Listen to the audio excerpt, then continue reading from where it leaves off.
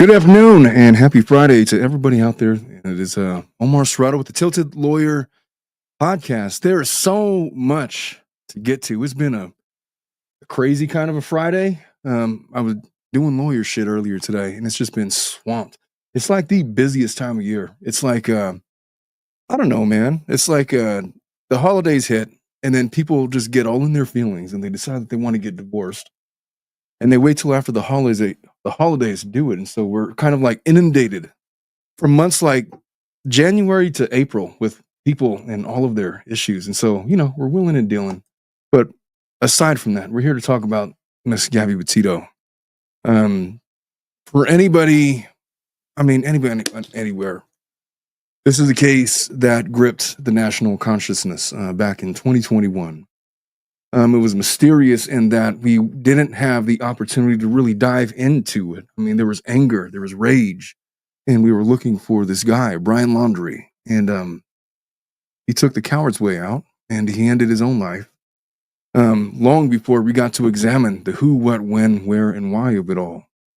There was a lot going on with this case. There was a lot of social upheaval for political reasons that I'll get to later. But at its core, this was a little girl. She was a child. She was a child embarking on an adventure that got caught up and wrapped up with the wrong guy who had his own issues. Whether or not he was ever scheduled or due or able to grow out of those issues, we'll never know.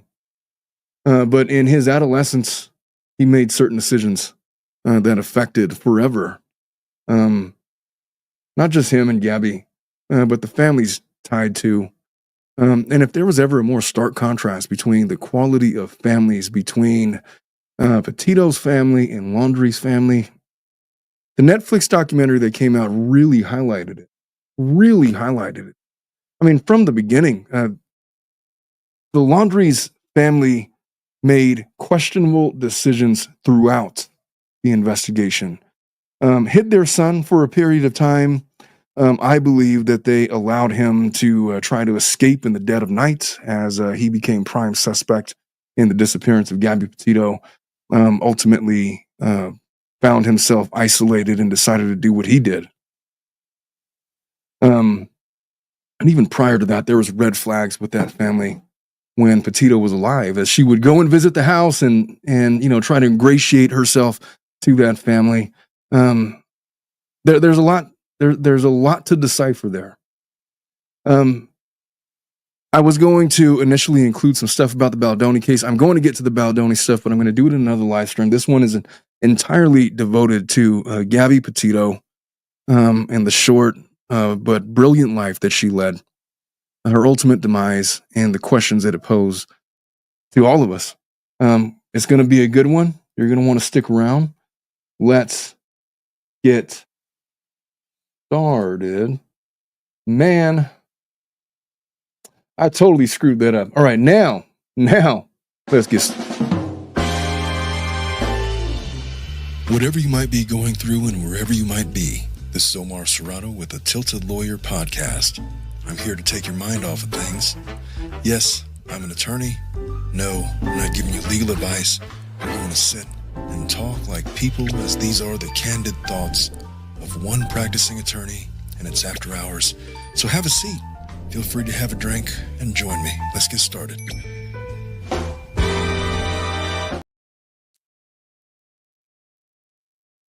All right, folks, let's do this. So Gabby Petito, if for all of you who are unfamiliar, let me just share with you some of my notes. There was some new evidence that was disclosed on the Netflix documentary. I don't know if any of you caught that. It's currently streaming #1 on Netflix right now. What was the fascination with this case?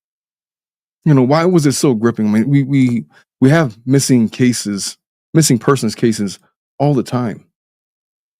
But the way that this case went about, it just had a particular grip on America, really the world. But her story starts out March 19th of 1999. She's born in Blue Point, Long Island, New York. Grows up in a blended family, several siblings, a loving upbringing. She meets Brian Laundrie in high school.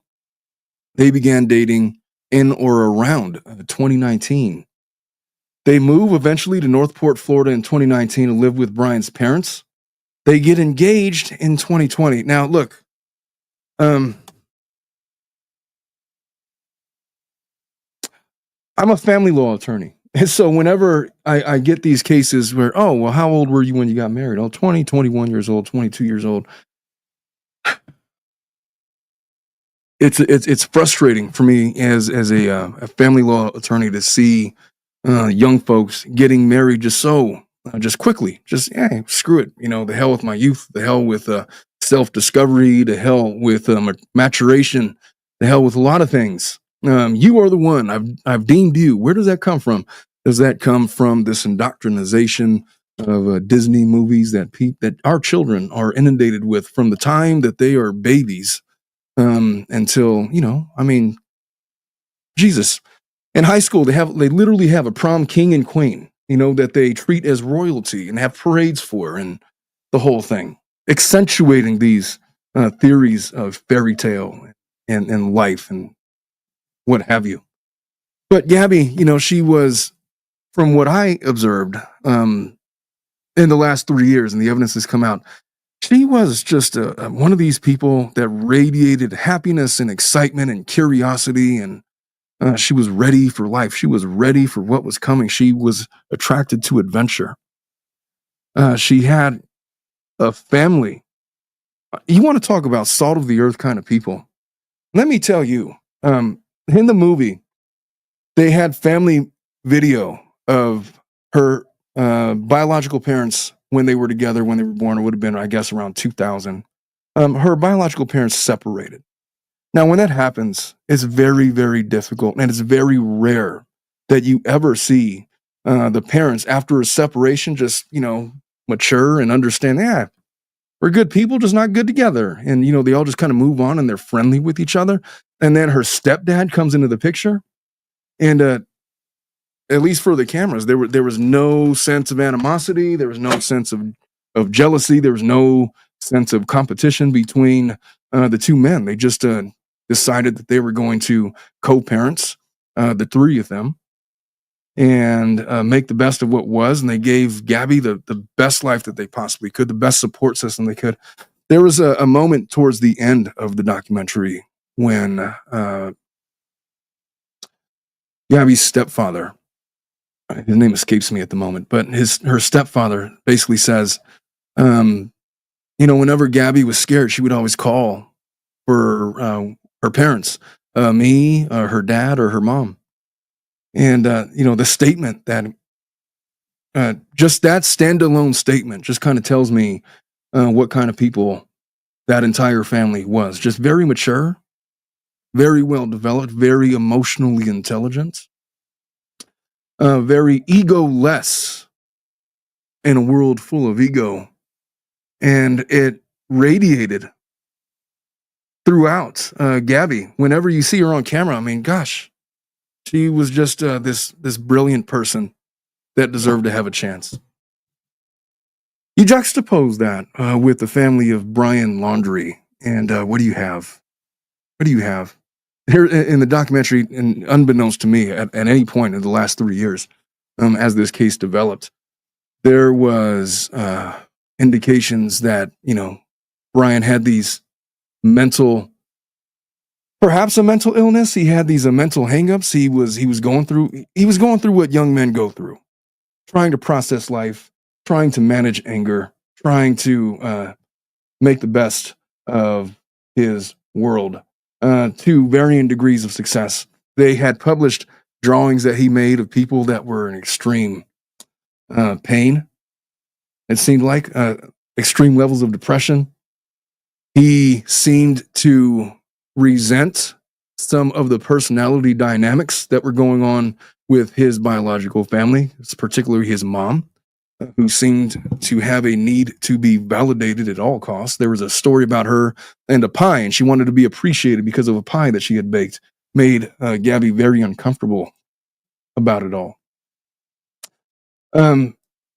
But you see that he did not grow up with the same fortified family units there to support and to teach and to mend and to develop in all of the things that go into raising a young man and his personality flaws.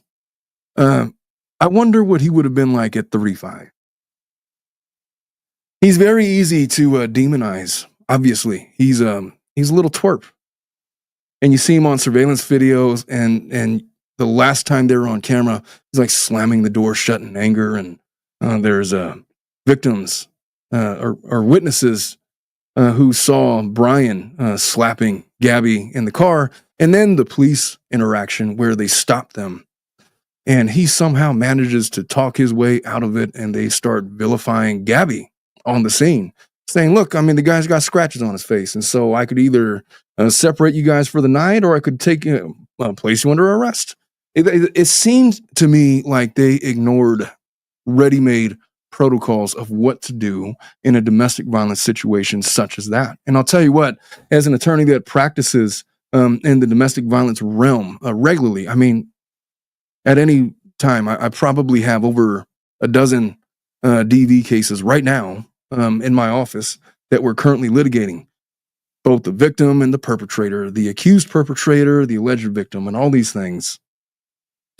My wife had remarked, as Gabby was being questioned by the cops when they were stopped, that Gabby was almost hyperventilating.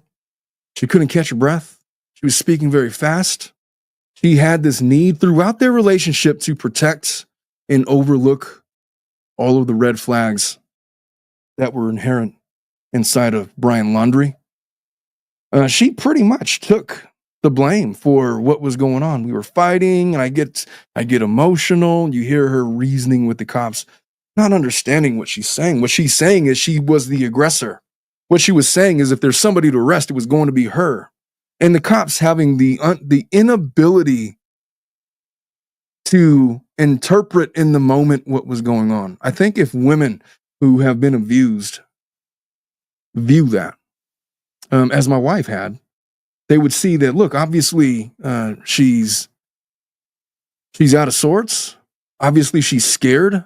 Obviously she's just so emotionally like full. She can't think straight. She's got a habit of speaking in defense of Brian at all costs. And she was doing that. She was exhibiting all of the signs of somebody that was under the vengeful watch of an overbearing boyfriend / husband / abuser / whatever adjective. And there were moments towards the end where you can see that she was ready to break out. She just didn't have the fortitude developed quite yet. And that's nothing against her. I've seen 45-year-old women not have the ability to leave their abuser. But she was ready. She was ready. She had made contact with, tried to make contact with her moms, tried to make contact with her ex-boyfriend, basically reaching out for help and trying to find a way to peacefully break away from this fucking guy.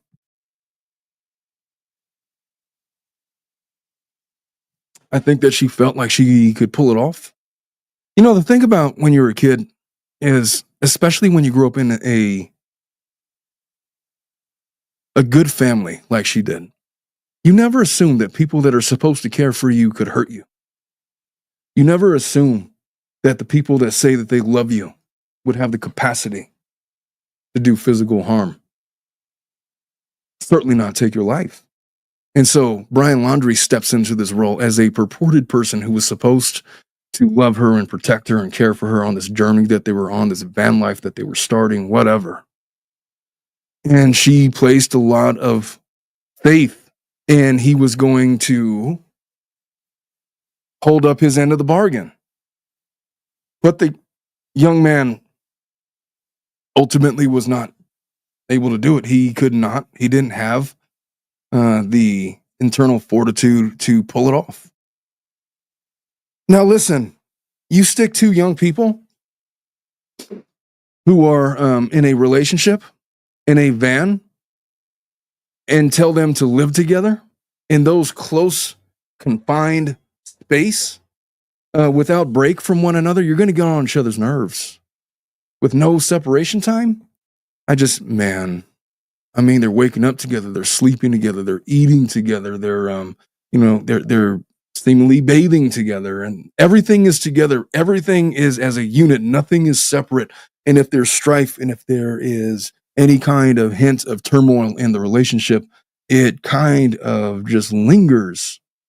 And what's supposed to happen is you're supposed to be able to separate and have a cooling off period. And I'm making no assumptions about, me knowing the cause of the psyche of Brian Laundrie. All I'm saying is when you place a young couple there in that environment who are undeveloped themselves, they lack the emotional IQ themselves to carry on what they were attempting to do because they're young folks. Some people could do it. Some people can't do it, but they do it anyway. And some people who really can't do it fail miserably. They made an attempt and it ended how it ended. At some point, he got real comfortable putting his hands on Gabby. There was a point in time where he was hyper aware that when this got back to Gabby's family, that there was going to be people looking for him. He said as much in his exiting letter to the universe that he wanted to present himself as a sacrificial lamb, but he was too chicken shit to do it or something to that effect.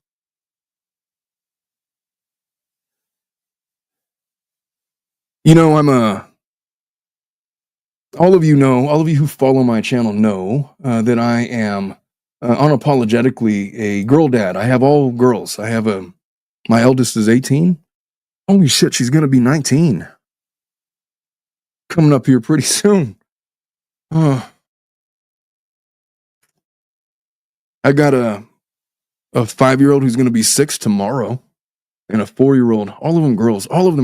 And the fascinating thing about raising your girls is that you raise them from baby to infant. And you saw in the Netflix documentary, Gabby as a baby, infant. And I remember that stage so well, and it goes by so fast. And when you're in the moment, it is the most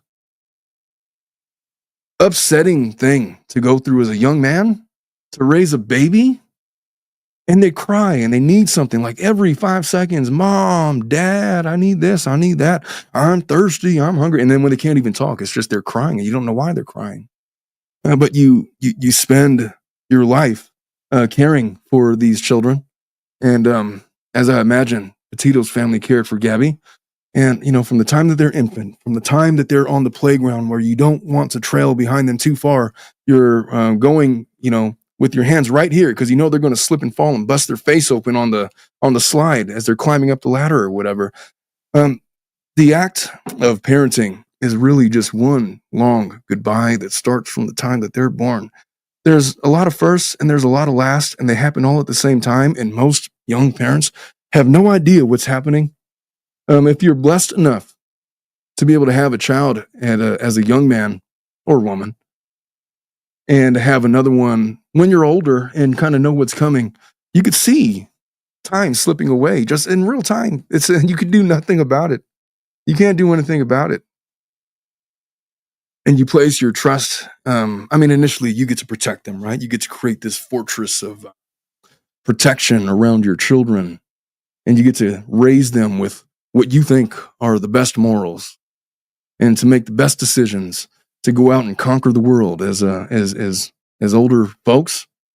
And then at some point, the universe continuously pulls at them until they're separated from you. And there's not a GD thing you could do about it, except watch it happen.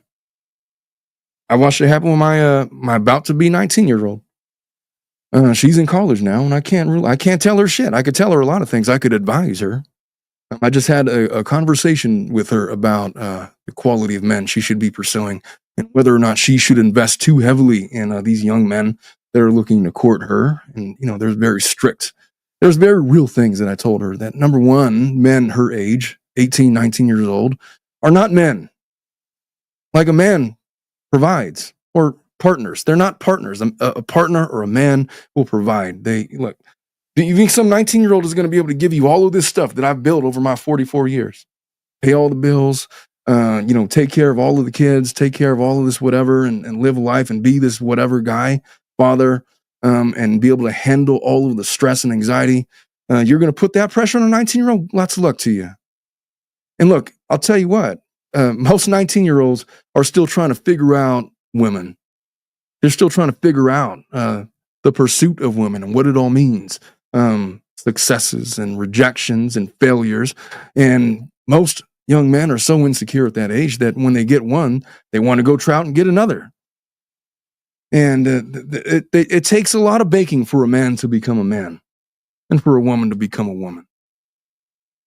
And this person, Brian Laundrie, was ill-equipped for what he attempted to take on.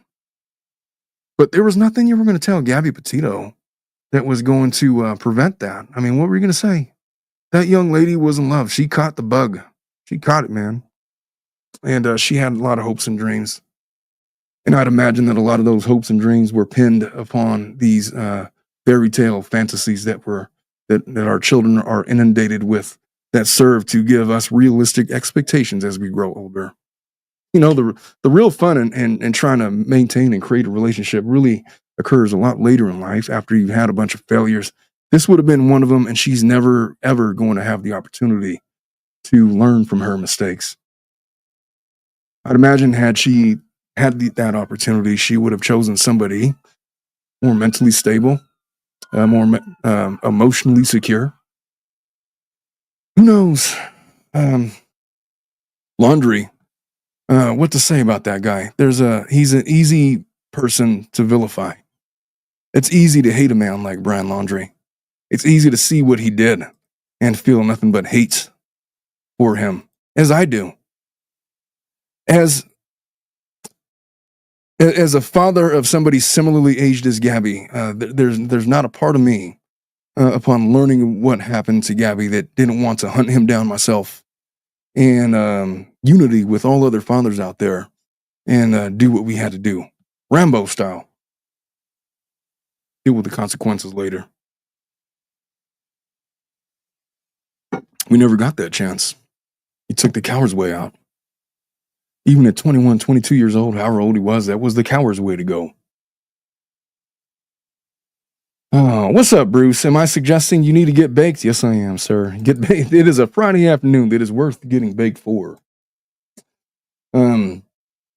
Hello, girl. Yep, here you, Omar. See, I'm on the other spectrum because I got boys. I'm scared of BLAH type partners. Yeah, there is another. If I had a boy to raise, and look, I'm not trying. I'm getting snips coming up here pretty soon. I do not desire. I don't need a boy, but if I had boys, I would raise them very differently than I raise my young girls. They're just, girls need to know things, but boys need to know things too. And one of the things they need to learn is how to maneuver women, how to deal with failures and rejections, how to be secure in your manhood, how to be able to regulate your emotions. How about that? Every time you lose a Call of Duty, you don't need to put the controller through the wall. What is that? What's that going to prove? I feel like every young man needs to involve themselves in martial arts of some kind.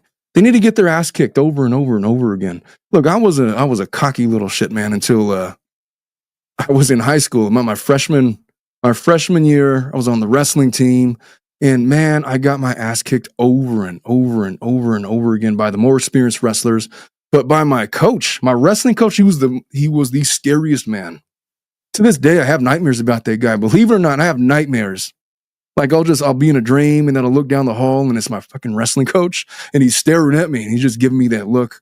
Like, hey man, don't look at me. Don't look at me. I'm sorry. Whatever it is I did, I'm sorry.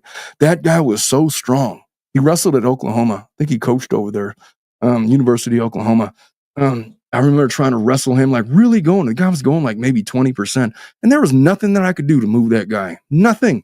He threw me around like a rag doll, like I was a child. Until you feel that level of helplessness, you don't really know. You just don't know what you don't know. And you find it too. I mean, the biggest jerks in the world are usually people that have never been punched in the face.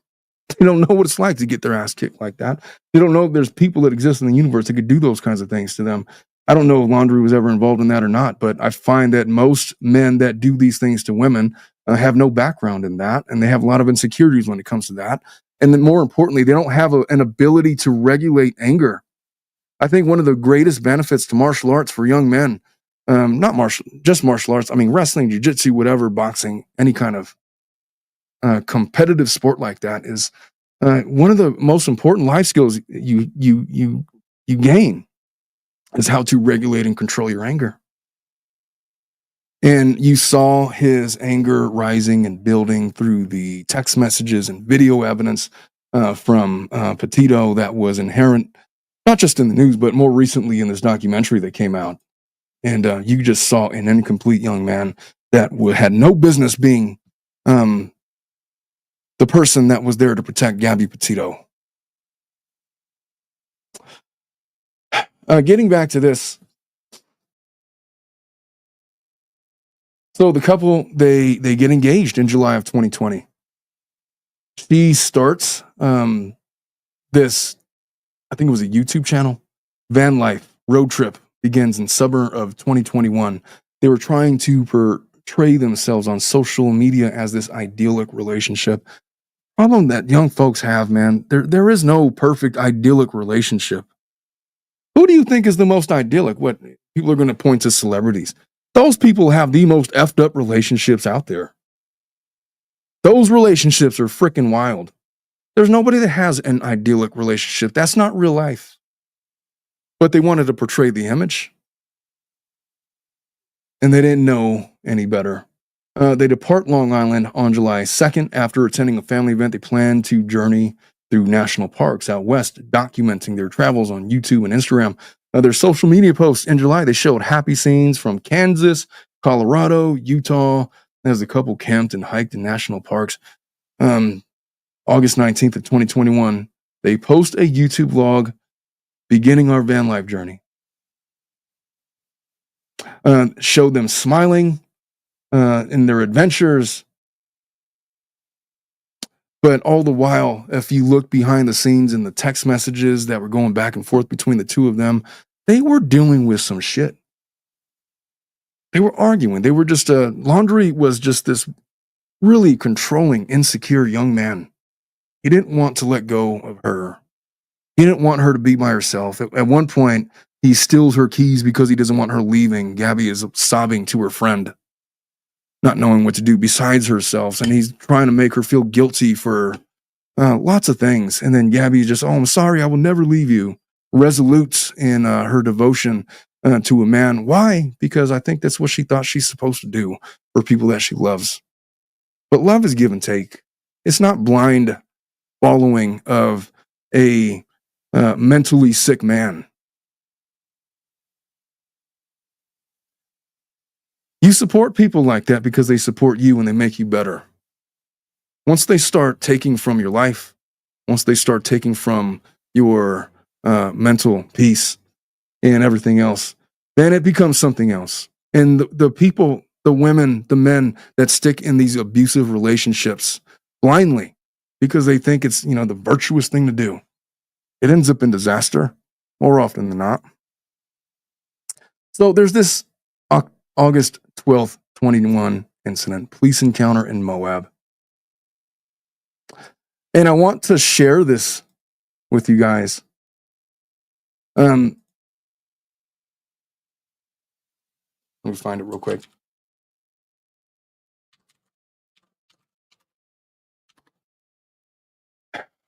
It was striking to me. And I'm just going to show a very short clip because I just want to set, just in case some of you are unfamiliar with this, I wanted to share with you this video from police. Uh-oh. Something's happening.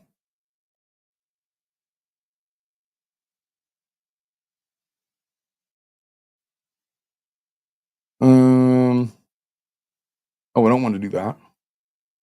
Okay. Let me just click of. All right, I think I've cured the issue. All right. The incident in question, I'm sure if you guys are aware, they were stopped by the police. It was after a witness had called 911. Somebody had witnessed Brian Laundrie slapping the shit out of Gabby. That should have been, the first thing that the cops go with. But I have thoughts. I just want you guys to see what I'm talking about before. I'll just share this with you guys first. We're going to listen to it together. Make sure I'm not muting it. And go. There was an assault that took place, and you're obviously showing signs of the strikes. Do you mind if I take pictures of the injuries that you sustained? There are new developments in the Gabby Petito case with Petito and Brian Laundrie. Twice already this. Well, that's their interaction with her, but watch how they start talking to Gabby. Just her body language, her mannerisms, her face, the tenor of her voice. She's like hyperventilating. I've decided I am not going to cite you for domestic violence battery. Utah law says that when peace officers have reasonable cause to believe a domestic assault has occurred, they must cite or arrest the aggressor. While the report released by Moab police said an officer determined Petito was the aggressor, she was not charged or cited. Officers did. All right.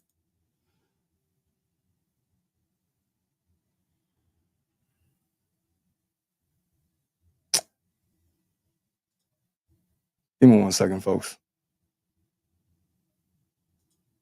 What's going on here? This is the one I wanted to show I'm you. sorry, we've just been fighting this morning. Some personal issues. It's a long day right here. So she's pulled over, and this is my point. They pull her over. The reason why they were, number one, there was an incident where he hits the curb, fine. But a witness calls 911 and says that he witnesses a man who was slapping a lady. That was it. That was the reason why they were stopped. And the first thing out of Gabby's mouth is she's trying to take blame for that. I feel like law enforcement officers at the very least should know that, like, most of the time, I mean, I don't want to say it's like 80, 90%, but like most of the time, young folks in a relationship, when domestic violence occurs, they try to defend their abuser. They try to take the blame. They don't desire prosecution. DAs know this. I remember when I was working in the DA's office, all of these domestic violence claims would come in. And then I would ask my superiors, like, because I mean, I was a young rookie, not even an attorney yet. I was like in law school. I was like, hey, what are we supposed to do? This lady does not want prosecution. She's not going to cooperate. She doesn't want to be the witness. And then the DA, because they've been dealing with these cases for their, the entirety of their careers. Yeah, well, we're going to prosecute it anyway. We don't got a cooperative witness. We got other evidence. They're going to still prosecute because they know it's a thing. It's a pretty common thing that the victims of domestic violence do not want to prosecute against their abusers. And you can see just how naturally it occurs in Gabby's body language, in her speech, in her behavior, in her communications with law enforcement here.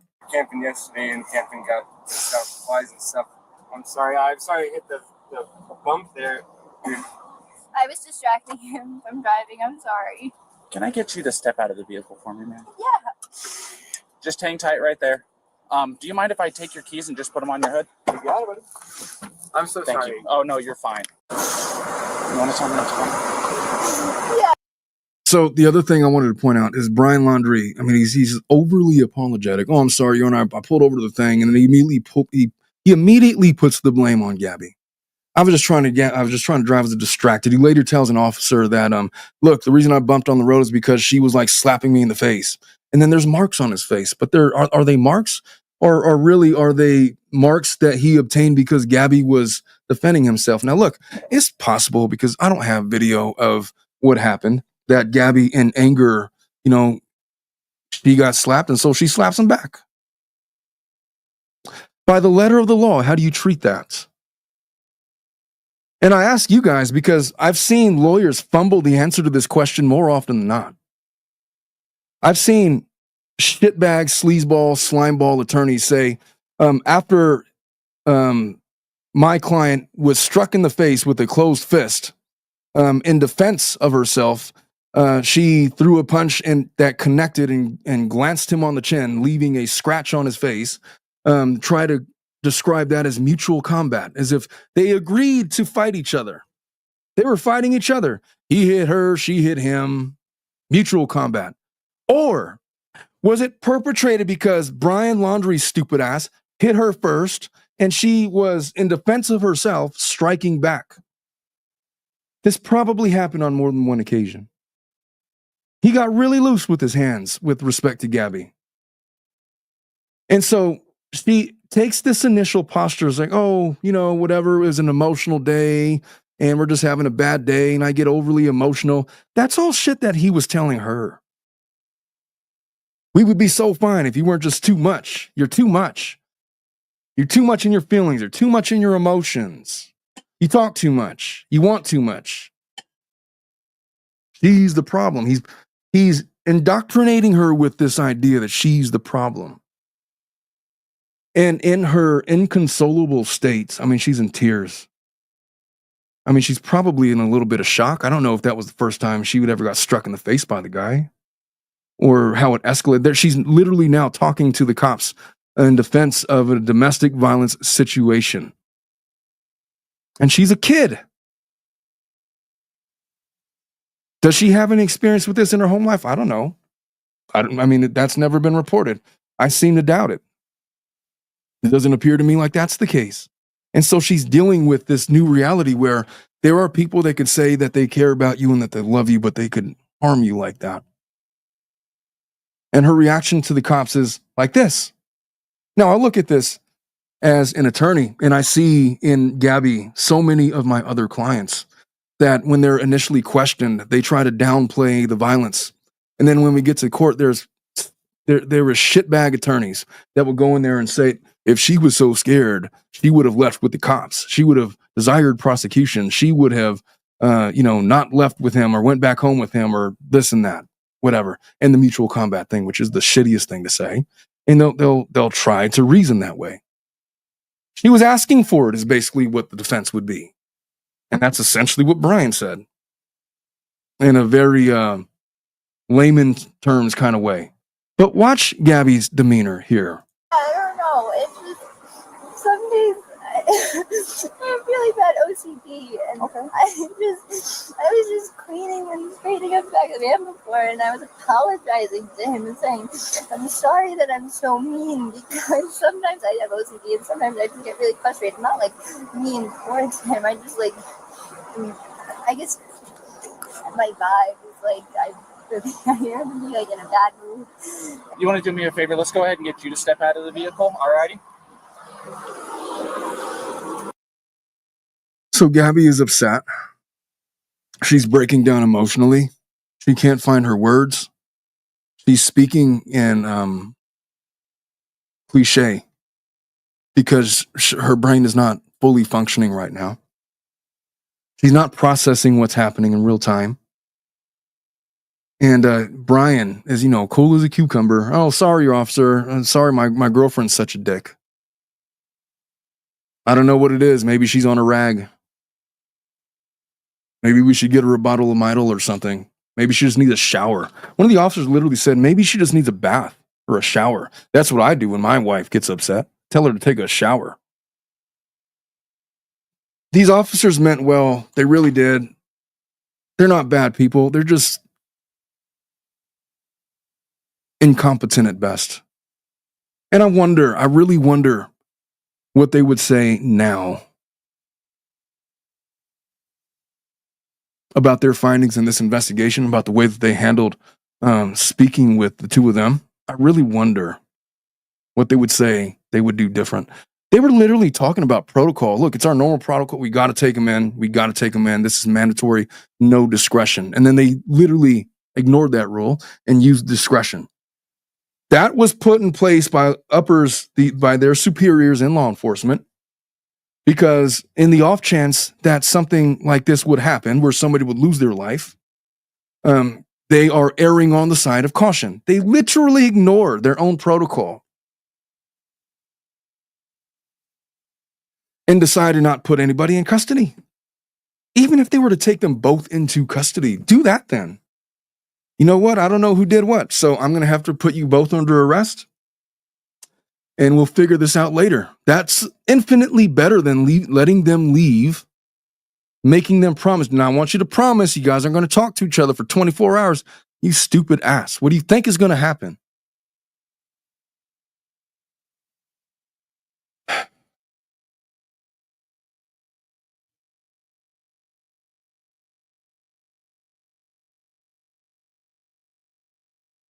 Oh, yeah.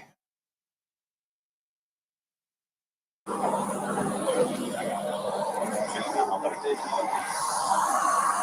on over here. You're not in any trouble right now. So, tell me what's going on.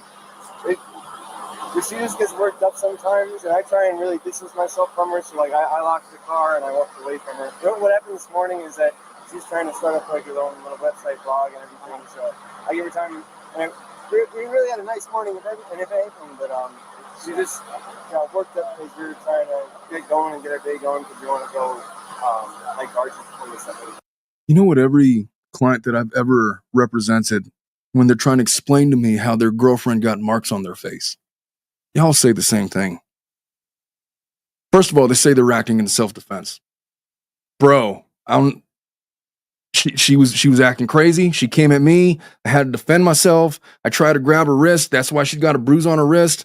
But she started going crazy and swinging at me. And so I had to throw her onto the bed, but I missed, and she got thrown into the wall.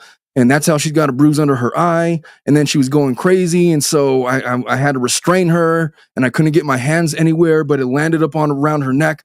And that's where the marks came from. But I wasn't trying to strangle. I was just trying to get her off me, and she wouldn't quit. That's how every guilty person of domestic violence has ever explained their actions to me. All of them, without fail. And the rest of them just said, yeah, I did it.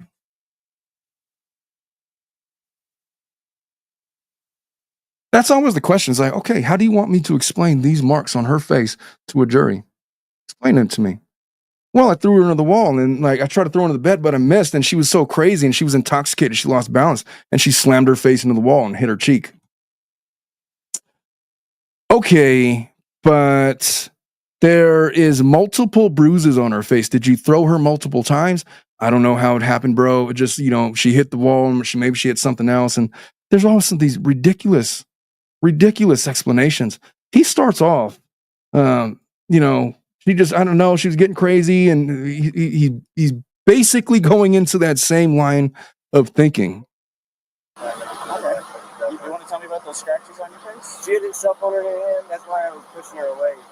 Because she wanted me, I locked the keys so I could walk away. I said, let's just take a breather and let's not, go anywhere. Let's just.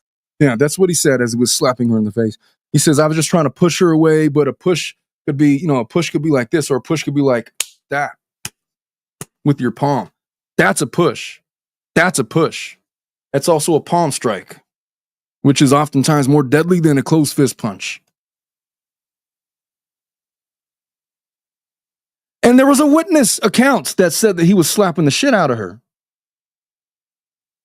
And why that just glossed over these, I don't understand this investigation. It's easy for me to sit here and get upset about it now, 3 years after the fact. I was upset about it when it happened in 2021. We're all playing Monday morning quarterback with this whole thing. But I practice it. Like, this is my work. This is what I do for a living. I interpret these cases.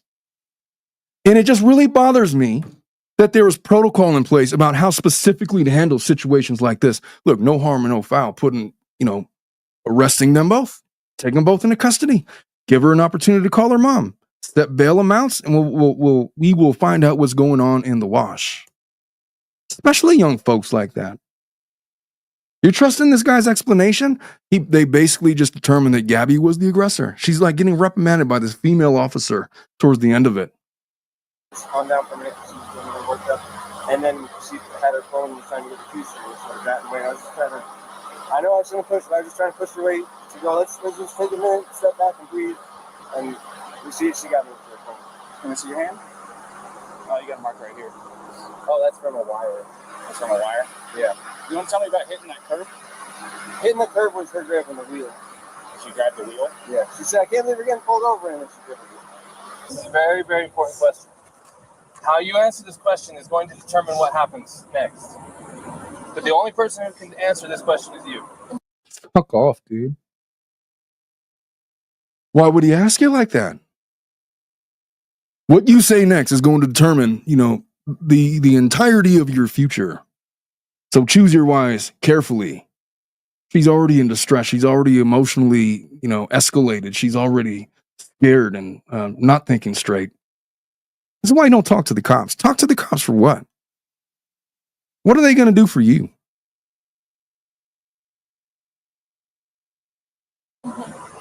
Think very hard before you answer the question. Do not quickly answer. Think very hard. When you slapped him those times. When you slapped him this time. Objection. Conclusory. Assumes facts not in evidence. What the fuck? When you slapped him. I know that she admitted doing that later. But the way that he's going about it in this accusatory tone, they're not trying to protect Gabby right now. It's a low-level shakedown. They're literally interrogating her in the back of their police vehicle. Where I would argue that she, having probably never been inside a police vehicle before, I wonder if she even realizes that she's, I wonder if she thinks she's under arrest, in danger of being under arrest, in danger of going to jail. Those are loaded, wind-up questions that this effing guy is asking her and expecting to get a straight answer. And he starts off with, when you slapped him, what, dude?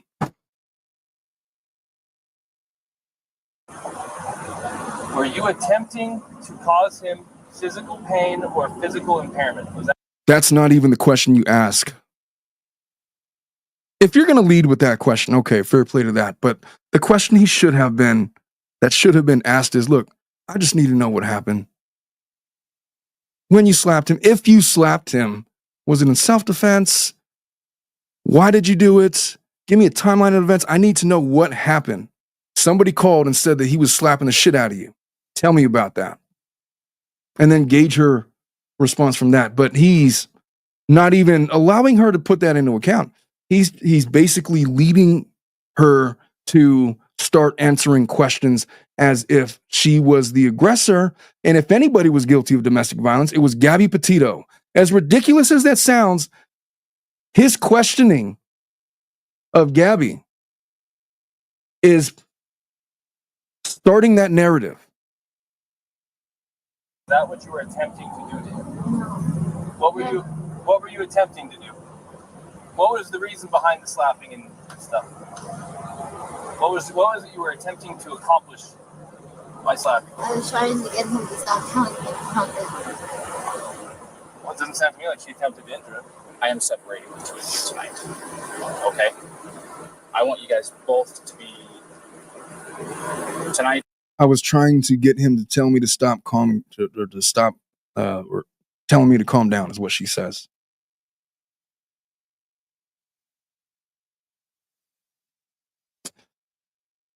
Oh. I wonder if he would have asked the question differently. Just ask for like a timeline. Just tell me what happened. When he was telling you to calm down, like, was he hitting you? Was he putting his hands on you? What happened? I got a call about somebody putting their hands on you.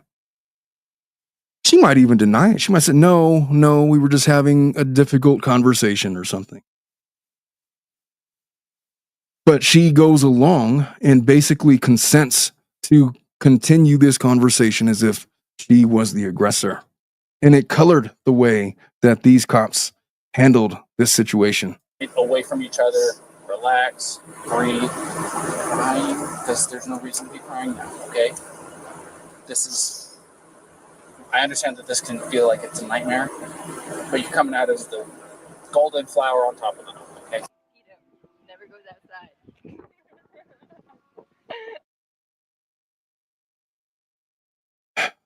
So there's a lot to be said about that interaction. There's a lot to be said.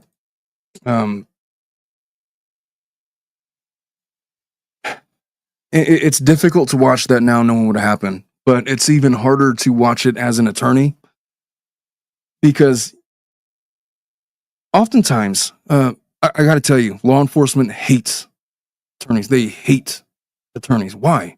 Because attorneys tend to have this really bad habit of calling out their shitty investigation practices. And if I were to have that guy on the stand, my questions would revolve specifically around the way that he handled that case from the beginning. Why did you lead her to believe that you were investigating her as if she was the aggressor? And, his expertise and dealing with these domestic violence cases and this and that. And there's a lot. Obviously, it would have centered around his inability to follow protocol, which is you don't have discretion in this. You're going to have to take them in. There's no discretion in that. But they exercised it anyway. They exercised it. Excuse me. You can see that she's visibly shaken. Gabby says that Brian grabbed her face. There was a witness later providing a statement that Brian was seen trying to lock her out of the van. Pushing somebody in the face is a form of domestic violence. You want to know what else is a form of domestic violence? Locking somebody out of a van. You want to know what else is a form of domestic violence? Mental manipulation. Just anything that disturbs your mental peace, essentially. Threats, coercion, trying to get her to stay with you, trying to isolate her from her friends and family. You can do your bidding. All of those things are considered domestic violence, both in the criminal code and in the family code. They separate them for the night. They don't file charges. They classify Gabby as the aggressor, and it was based on Brian's story. Why did they believe Brian? On what evidence would they believe him? I mean, you could argue the marks on his face. I would argue it had a lot more to do with the demeanor of the two. Gabby was upset and emotional. Brian described her as upset and overly emotional. And so they basically looked at her like she was effing crazy. Like it's back in 1923. I ought to send you right to the moon, Alice. Just give her a good what for. Just give her a little smack. Give her a little smack. I mean, they literally took it back like 100 years in their assessment of the case. There was nothing evidence-wise that suggested that Gabby was the aggressor. They used their discretion in a manner that was impermissible by their employers. They have to know that their negligence, that their malpractice, that their shoddy investigative practices, that their inability to follow policy led to the death of this young lady.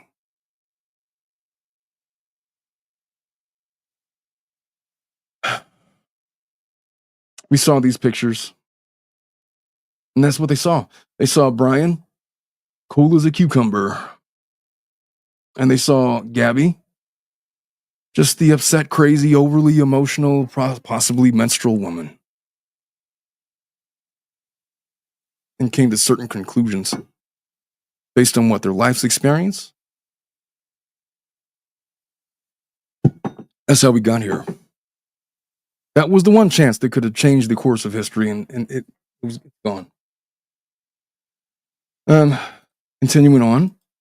So after Moab, they continue traveling. Around August 24, Gabby and Brian are seen leaving a hotel in Salt Lake City, Utah, heading north to Wyoming. Gabby speaks to mom. That was the last confirmed call that she had with her family. Over the next few days, Gabby's keeping in touch through text messages. However, in the final week of August, things go silent. It's suspected that on August 27th of 2021, that was the last day of Gabby, because her mom gets this strange text. She says, I received an odd text from Gabby's phone where she refers to her grandfather as Stan. She never calls her grandfather Stan. And it's later revealed that, I think through the phone records and, some corroborating other evidence that, he's basically trying to text back and forth between himself and Gabby and trying to manufacture text messages to cover his ass. By September 1, Brian Laundrie returns to his parents' home. And of course, we know now that there was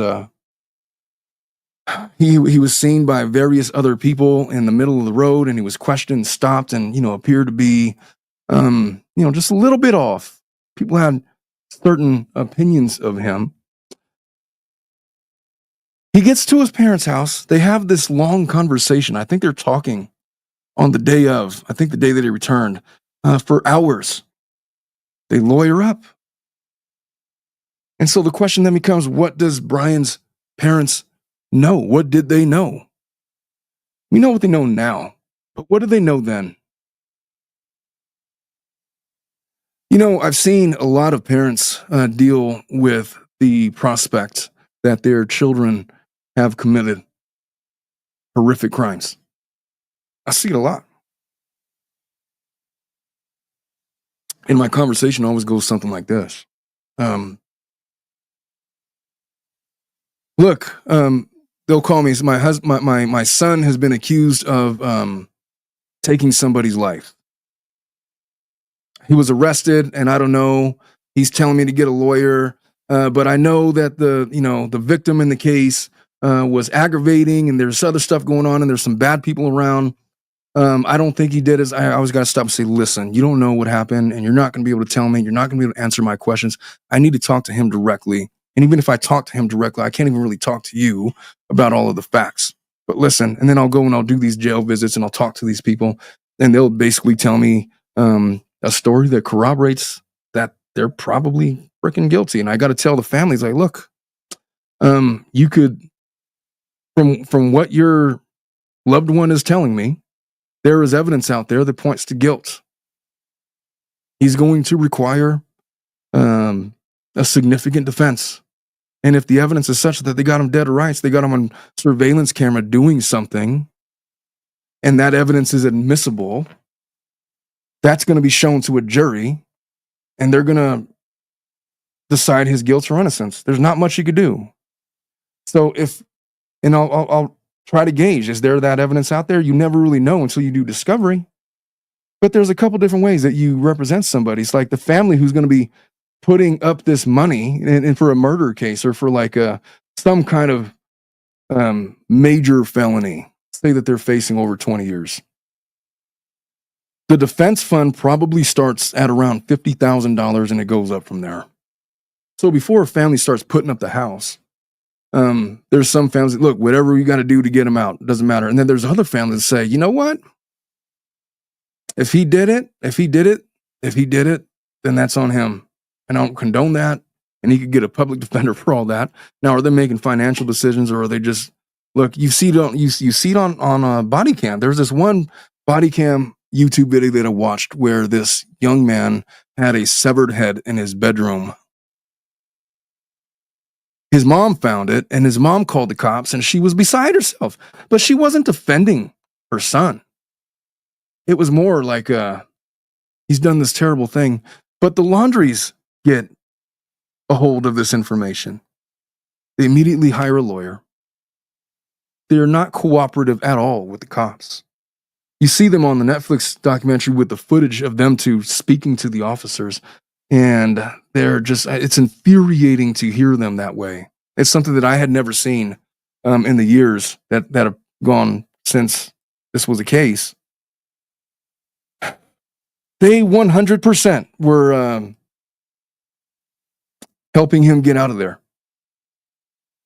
His mom, specifically, she said it in the letter, essentially offered to help him bury the body.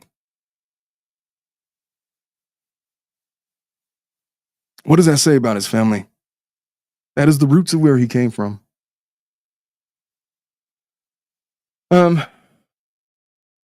So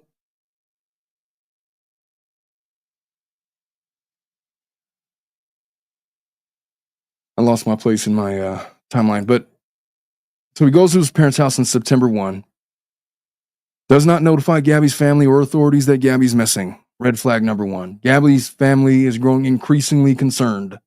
Haven't heard anything for days.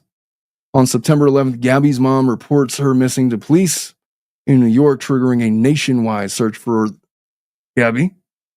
The media picks up on it. Brian is refusing to speak with investigators. His parents are refusing to speak with investigators, directing all questions and comments to their attorney. By September 15th, they decide that Brian is a person of interest. They had suspicions of him from the very beginning, but he's officially declared a person of interest. On 9/17, Brian's parents reported Brian missing. Was he missing, or did they allow him to just leave and go or escape or whatever he did? They're the ones that found his body, by the way. Knew right where to look. They went to his favorite hiking spot, and they found his bones. He had decomposed all the way down to the bones. After that, the FBI is called in. September 19th, they find searchers near Spread Creek find Gabby's remains. And the way that it was described by Gabby's stepdad is like, she had her hoodie on. She was like in the fetal position, laying on her left side. And, there's not a lot of details and fair play to that, but he described it like, did he just left her there for like to be, with all the animals, like a piece of trash? She must have been scared in her last moments. They find her shortly thereafter. The manhunt for Brian Laundrie intensifies. Police and FBI are combing a swampy Carlton reserve where Brian was believed to have gone. There's all kinds of online speculation about where he was. There was all this surveillance that purported to have been Brian. These grainy images of people vaguely resembling somebody that would fit Brian's description. And then finally on October 20th, investigators find human remains. And it wasn't investigators. It was his mom. In the Carlton Reserve, by Catchy Creek Park, along with a backpack, a notebook, personal items. Dental records confirmed that the remains were his. They announced that he had died by taking his own life, self-inflicted gunshot wound to the head. Revolver found near his remains.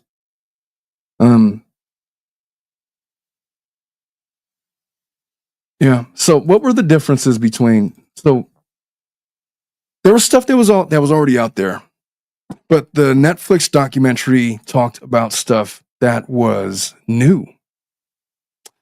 One of the things that I thought was weird was, and it got some measure of notoriety, so they used in some portions of the filming of that documentary an AI-generated Gabby Petito voice. I don't know how you all feel about that, but I don't think it's a reason to. I don't know. I don't know if it's disrespect. I wonder how the family would feel about it, but I don't think that was anything unusual. But they had access to Gabby's text messages, personal journals, family interviews. There were some revelations about the nature of their relationship.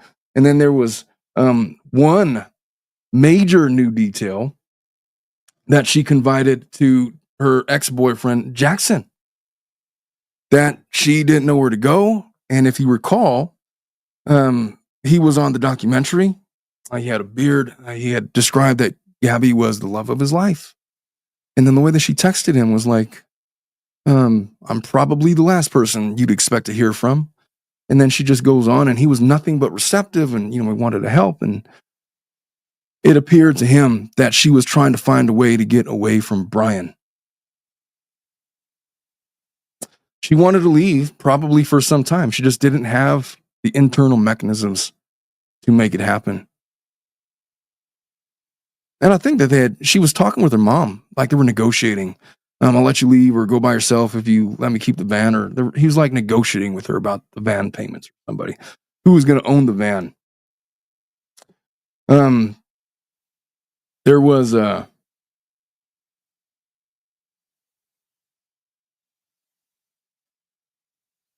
don't know. I think that let me take your comment down, Bruce. When I think about Gabby's communications with her mom,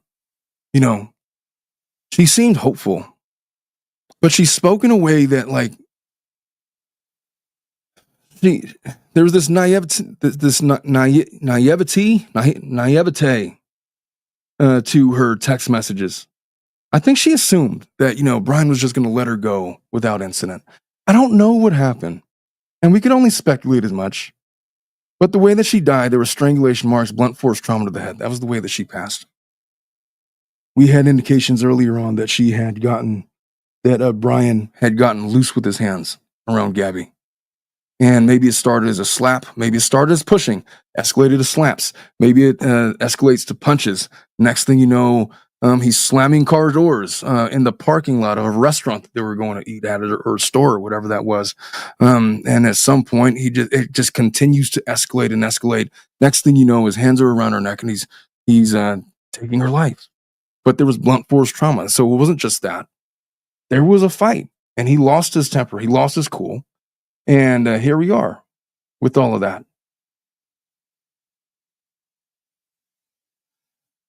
Gabby, the whole way through, she never lets on that these things are going on. I wonder why. I mean, if I were to posit a guess, I'd imagine it was probably had a lot to do with embarrassment. I mean, she very publicly, she's starting, the social media platform. I think she posted for the very first time her YouTube video, like the van life or whatever it was. She had plans. Everything she was doing up to that point was to try to present this idyllic life. And so when it came time to tearing down the layers and getting to the rotten core of what was going on, I wonder if that just played a role in her inability to disclose to her mom, hey, I'm in trouble. This guy is freaking crazy. You see, Brian,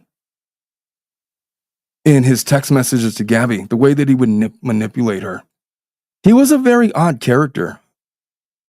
He wanted to be around her all the time. He made people uncomfortable. There was nothing overtly, obviously wrong with him. He was just a little bit odd. And there's nothing wrong with being odd, but like I said, his personality deficiencies, he had no ability to deal with his insecurities. Gabby was a pretty girl. There was a lot of people that loved her. And there were some indications that prior to him getting together with Gabby, he was the kind of guy that would fall in love with people like one of her friends. He helped her move, and he's like, you're either the love of my life or my best friend, and I don't know which was which. And she kind of just politely said, yeah, I'm good on all that. And then he stopped talking. Then he meets Gabby, and then she's the object of his affection. And because he doesn't have a solid family foundation, a solid structure, he puts all of his eggs in Gabby's basket. He's afraid to lose her. And he proceeds to try to manipulate as much as he can and isolate her from everybody else because he wanted to control. That's something that young men do, and some young men never grow out of that. Then they become old men that do that in their 30s and 40s. For him, I mean, he was in his 20s. He was isolated with Gabby. There was nobody there to protect her. He was supposed to be the one to protect her. He had no ability to release the anger and frustration that comes with being camped out with somebody for so long. There was no release valve for all of that. I wonder if that played a role. And if this wasn't like a van trip across America, like if it was just like they were vacationing in Spain for the summer or something, where they might have had the ability to, get some separation from each other. They're not constantly together in a car. They're not constantly together in this cramped back seat of the van or whatever that was, camper.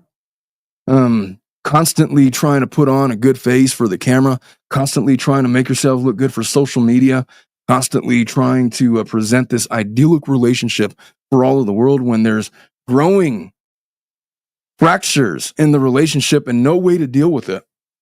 He was not the kind of guy that was going to have success in that environment. And so it led to what it did. I had heard some alternate theories about what was going on with the Petito case. One of them was one of my family members, matter of fact, is like, you know what? I think that Brian Laundrie, he staged his own death.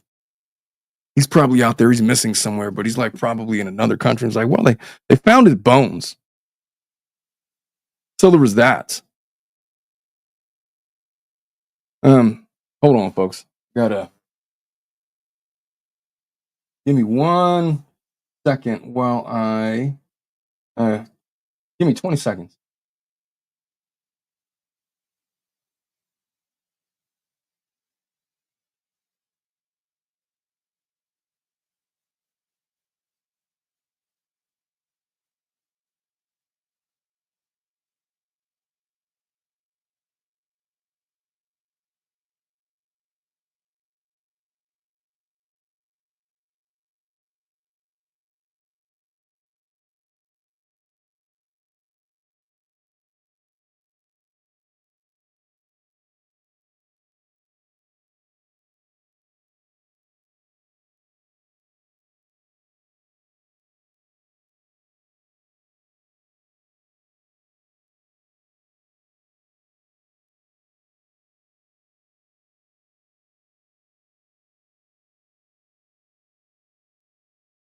All right, and I'm back. Sorry, folks. So there was a lawsuit that was filed in this case. It was a civil lawsuit. It was the Petito family against the Laundrie family. That was brought in March of 2022. Gabby's parents, Joe and Nicole, they filed a civil suit in Florida. It was against Laundrie's parents, Brian's parents, Christopher and Roberta. They accused the Laundries of intentional infliction of emotional distress. They alleged that Brian had confessed to his parents that he had killed Gabby and that during the critical days in September of 2021, when Gabby was missing, they knew that Gabby was dead at the time, knew of the location of her, and refused to speak up. They remained silent. They alleged that they were issuing vague statements, hoping that Gabby would be found, stringing them along the entire time. And it's alleged that that was the source of the cause of action, intentional infliction of emotional distress. And if you know anything about that, it's oftentimes a throwaway cause of action, but just throwing, I was in a car accident. You intentionally intended to inflict emotional distress on me, or unintentional or negligent infliction of emotional distress. It's a cause of action that holds upon an egregious affront or assault to one's mental state, that purposefully or accidentally portends to cause stress or anxiety in a very cruel nature, and it has to be extreme conduct. And I would argue that leading the family on in the way that they were doing and hiding the fact that they knew of her death and that they were continuing to make these statements and helping her son do what they were trying to do would amount to exactly that. They were arguing that they were shielding their son, withholding information. They referenced a burn after reading letter that was talked about, that had been talked about before. In that letter, Roberta Laundrie literally tells her son, if you need to dispose of a body, I will show up with a shovel and garbage bags. Offer to bake him a cake with a file in it if he went to prison. Look, man, I love my kids and all, but if there's ever a situation where they're needing somebody to bury bodies, leave me out of it. I can't sign off on that kind of a thing, but I remember the disclosure of that letter in and around that time, and it was, they're already not the most ingratiating of couples, but the way that they portrayed themselves in that letter was just all the more infuriating. Ultimately, that lawsuit, they settled. It was a confidential resolution. I have no idea what the terms were made, what the terms were. They were not made public, and there's probably non-disclosure agreements and all of that. I think if there's a reason why it's settled, there was probably issues with the case related to how are we going to prove that they knew anything? Like, there's a chance we go to trial. There's a chance we take this all the way to trial. And a jury doesn't believe what you believe, which is that Laundrie's parents knew that Gabby had passed. There's a million other explanations for that, and all it takes is for the jury to find one of them just as likely as the alternative, and we're going to lose.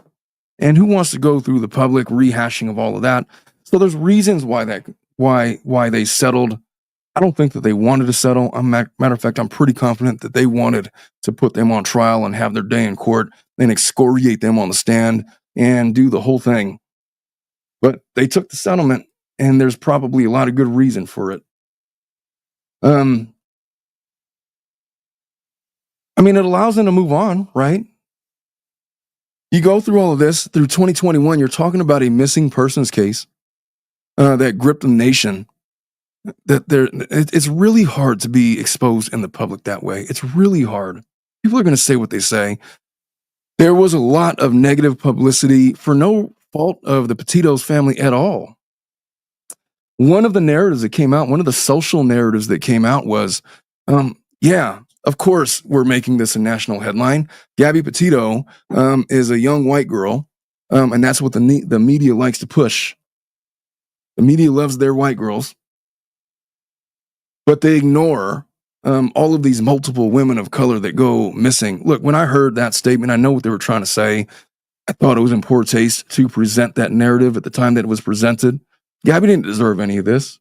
She was legitimately a missing person who was a person of interest.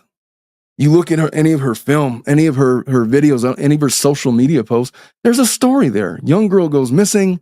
She's vibrant, full of life and all these things, and now she's gone. That's going to be a big story. But fair play to the idea, and I think that Gabby's stepdad even kind of remarked at first, yeah, it was shitty to hear all of that. But then you start looking at the numbers, and it's undeniably true. When's the last time that you heard about a person of color becoming a national story in one of these missing persons cases? It's a different social commentary, perhaps for a different day, but it was one of the things that I'm sure caused that family a lot of strife. And as many people as were supportive of their family, as many people that were sympathetic to their cause, and that had nothing but the best of intentions and wanted to show their support, I'm sure that there was a growing, maybe a small contingent of people that were letting them hear that, oh, you know, little white girl Gabby Petito goes missing. Of course, it's a national story, but what about all of these others? And that's got to feel shitty.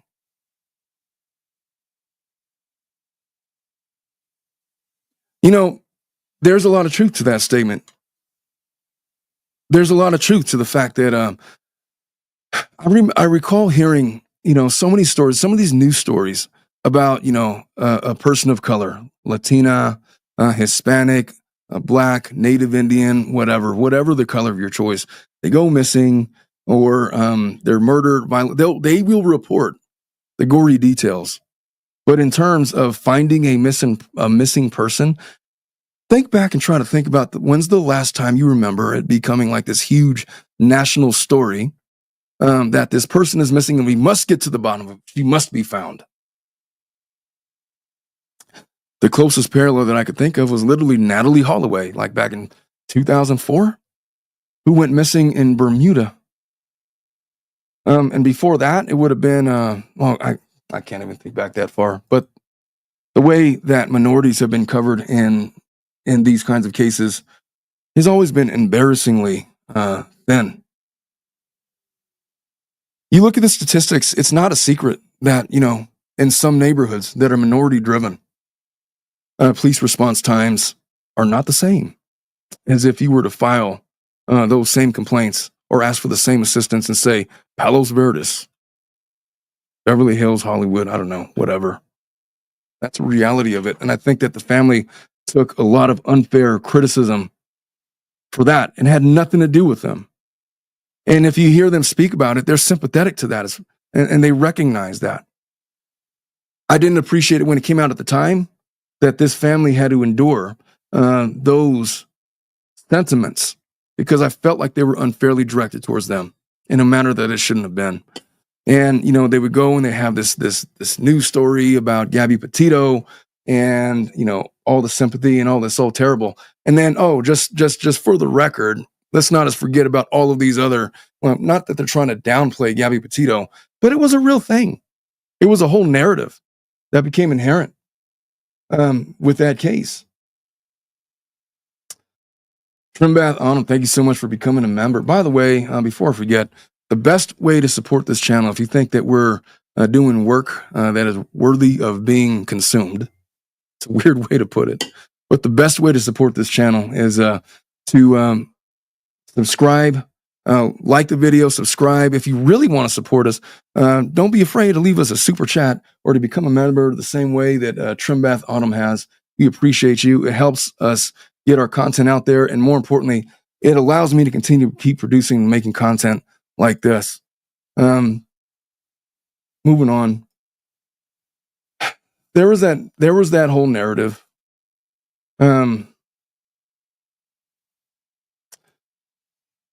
the criminal side, of course, there was never a murder trial, obviously because Brian was the sole suspect, but there was an investigation surrounding a couple of other things. The FBI had obtained a federal arrest warrant for Bryant Laundrie, not for Gabby's murder, but it was for the unauthorized use of access devices, credit cards, essentially credit card fraud. They were going to use that to try to get a warrant against him to try to bring him into custody and then question him. That's when they started looking for him and all those other things. They discovered that Brian had used Gabby's debit card and PIN and withdraw over $1,000 after her death as he drove back to Florida. If they found him alive, they were going to take him in. They were going to use that as a mechanism to take him into custody, even before they had enough evidence to charge him with murder. That warrant is still outstanding at the time of Brian's death. There was never any criminal charges brought against Brian's parents or anyone else, although arguably maybe there could have been. But because they lawyered up when they did, because they refused to talk to cops, any argument that Brian's parents aided and abetted somebody that they knew had committed the crime of taking the life of Gabby Petito would have been speculative at best. There was no smoking gun for that. You can say, obviously they know, obviously this and that. Speculation. We can't use that as evidence in a criminal case. The only way you're going to get a conviction is if you have a smoking gun evidence by way of a text message, something in writing, something tangible to say that not only did they know about it, but they helped him get away when he went missing and disappeared. They were aware of his plans. It would have had to been something like that. It would have been an aiding and abetting charge. They never charged him with anything like that.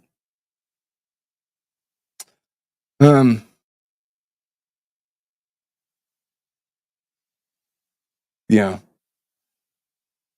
I mean, they're allowed to be silent. They don't have to speak to the police. They don't have to cooperate in any investigation. You have a right to remain silent. They don't have to incriminate themselves.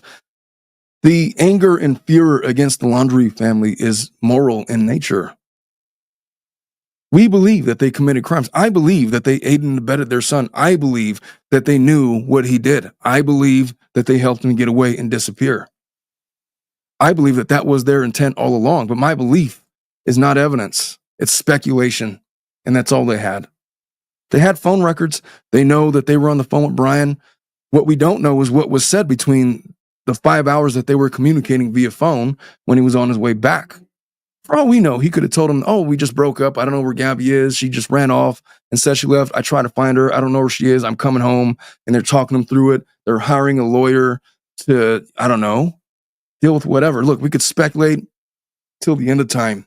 It's not going to amount to evidence that supports criminal charges.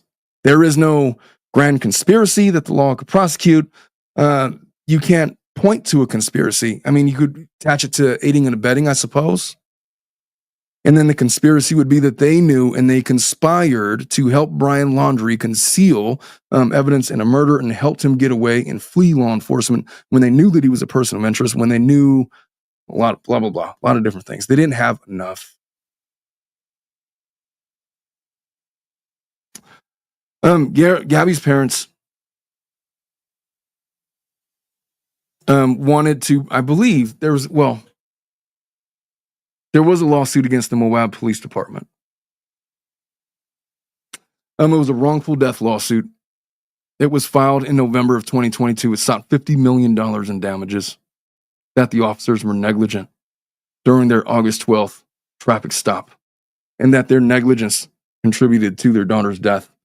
The parents allege basically that had the officers properly recognized that Gabby was a victim of domestic violence, and that's something that we had talked about earlier on the show, and enforced Utah law, which mandates an arrest or a citation in domestic violence incidents.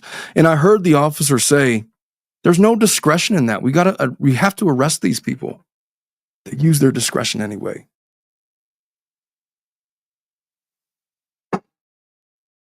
But had they not, had they followed the law, had they followed Utah law, Gabby might have been protected, had an ability to get help.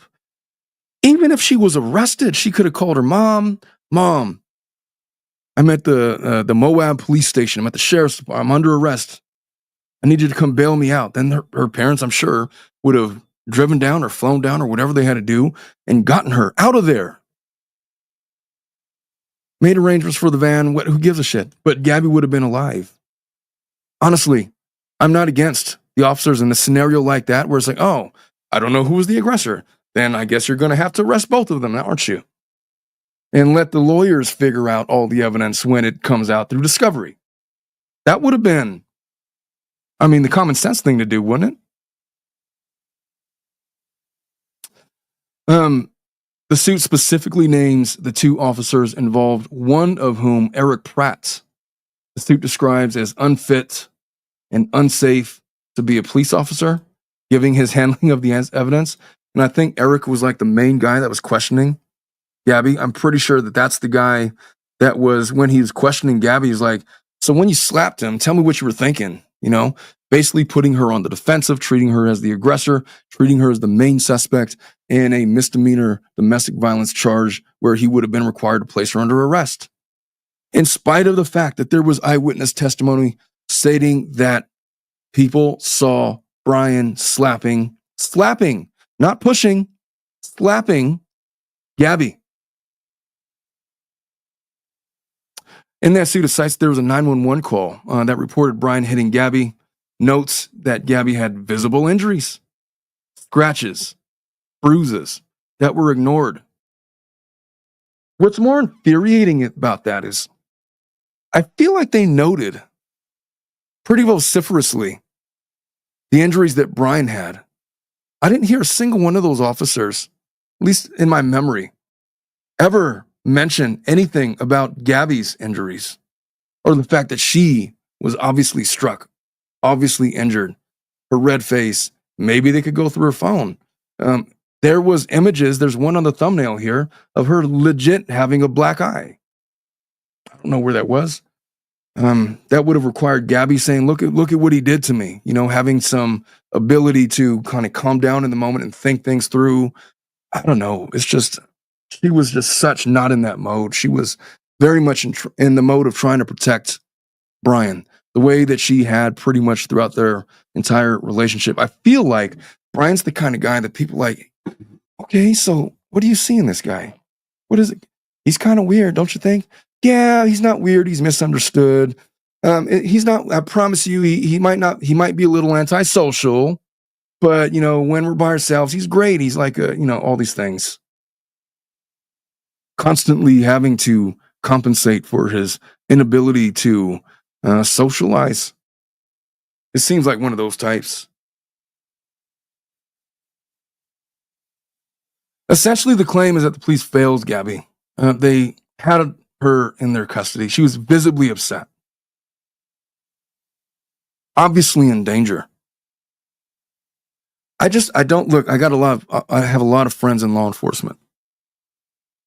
And obviously not friends with every law enforcement officer. I just don't know what I know about my friends who are law enforcement officers when faced with that situation, that they would not have placed them both under arrest or asked some better questions, knowing what they knew coming into the call. I mean, just put yourself, look, you're an officer.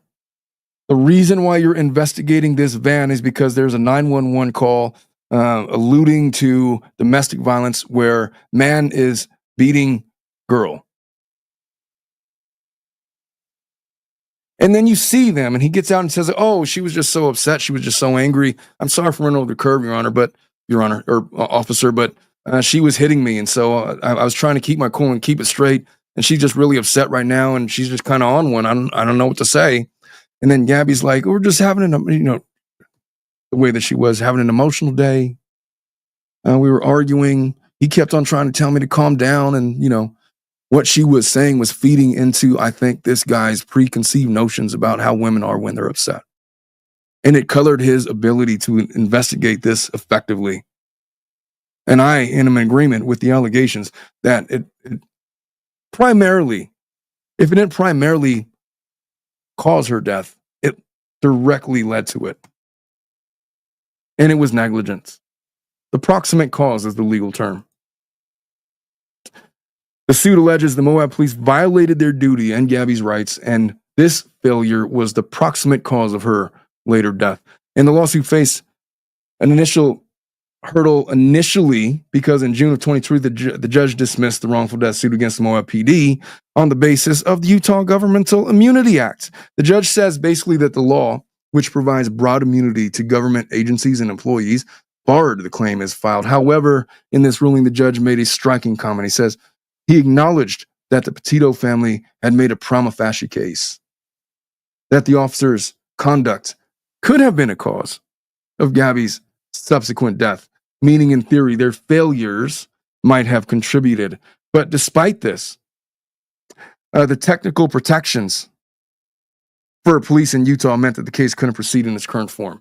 But the judge leaves it open for the possibility that they could proceed on appeal, and Gabby's family indicated they would continue with their appeal to the Utah Supreme Court.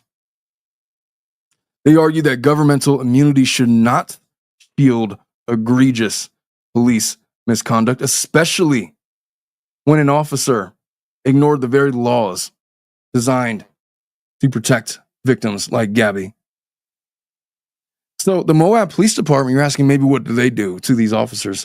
They conducted an internal review and found that the officers made several errors, including misclassification of the incident. And the department said that it was going to provide additional domestic violence training. I mean, good for them. But Moab's position in court has been that while the outcome was tragic, the officers did not intentionally harm Gabby and should be immune from liability for discretionary decisions made on the job, which to me is nonsense. They had no ability to use discretion in the manner in which they used it according to Utah law. That by itself should have taken it with outside of the realm of those statutory protections that offered them immunity. I don't understand. I don't understand how they could take advantage of this immunity law, and they're basing it on discretionary decisions that were made that they had no authority to make based on Utah law. And so I can't imagine how frustrating it must have been for all of that. The outcome of the appeal, they're still fighting that. I don't know where they're going with that. But we'll see what happens. But I'd imagine that the legal issues are basically you can't claim immunity from liability when you break the law. If Utah law mandates that in a domestic violence situation, you have no discretion on whether or not to arrest the potentially guilty individuals, and you use your discretion not to arrest the individuals, and it thereby negligently leads to the death of an individual, how you would be afforded this immunity. It makes fundamentally no sense to me. And you know what? I feel like I got more videos coming out about exploring the finer points about how in the F does that even work.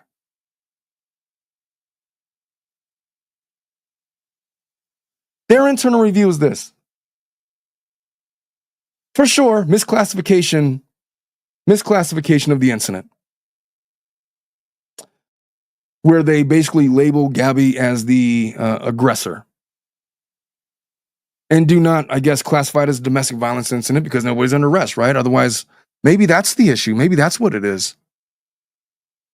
They provide additional domestic violence training, fine. But they say the officers did not intentionally harm Gabby and should be immune. That's not what negligence is.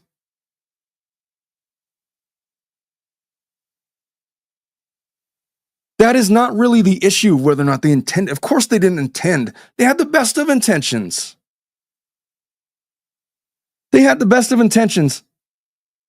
But they broke the law. They broke protocol. I just don't understand how this immunity, I understand what the judge is saying. His argument is basically this. Look, the Utah Governmental Immunity Act. I'm going to pull this up so you guys could see the direct, exact language of this law. Let's just explore. Part 1. You know what? Let me share my screen with you all.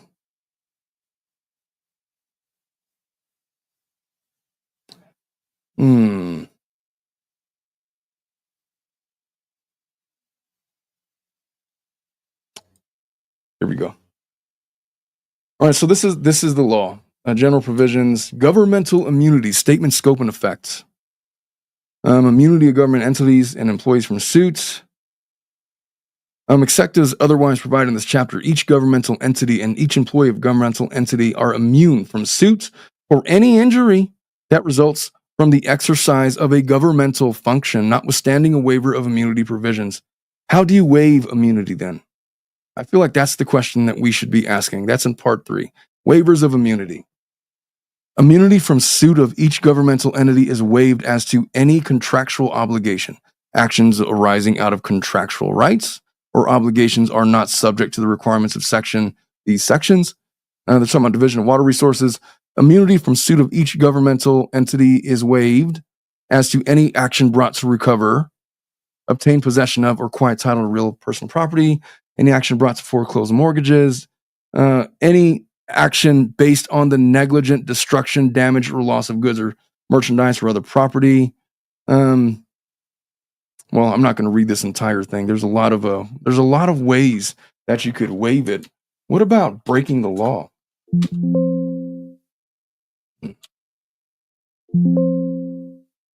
As to any negligent destruction, damage, subject to any injury proximately caused by a negligent act or omission of an employee committed within the scope of employment. I guess this would be the waiver that we're looking for. So the language is immunity from suit of each governmental entity is waived if, subject to these divisions, any injury proximately caused by a negligent act or omission of an employee committed within the scope of employment. When I read that, that reads an awful lot like in the scope of their investigation, their inability to follow protocol and break the law, being the proximate cause of Gabby Petito losing her life, it seems to me like they've waived immunity by virtue of that.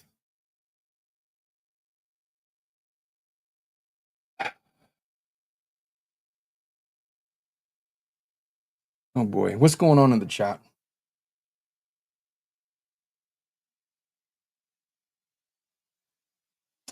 It's no wonder. Is it like a legitimate, or is it like people being dicks in the chat? I can't tell. I can't tell if that's a good or a bad comment. I'm hoping it's a good one.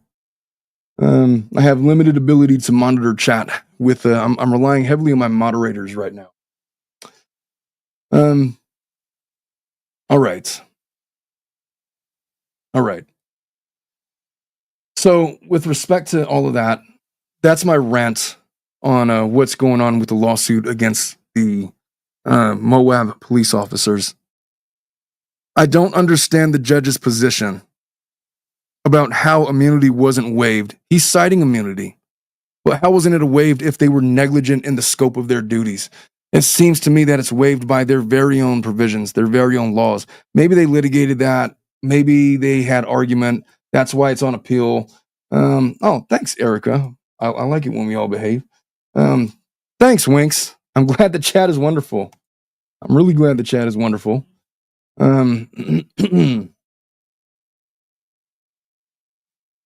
So continuing with this, they argue, where did I leave off?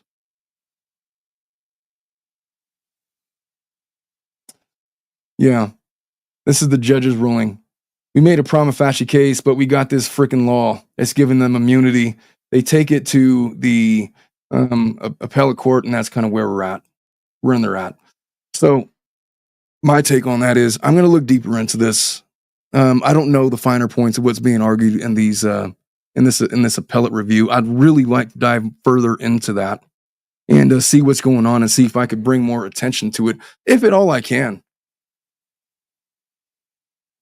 Because I think that honestly, of all the things that come out of this case, I think that the law enforcement performance and what we witnessed in that roadside encounter with Brian and Gabby, obviously, was less than professional, was less than ideal.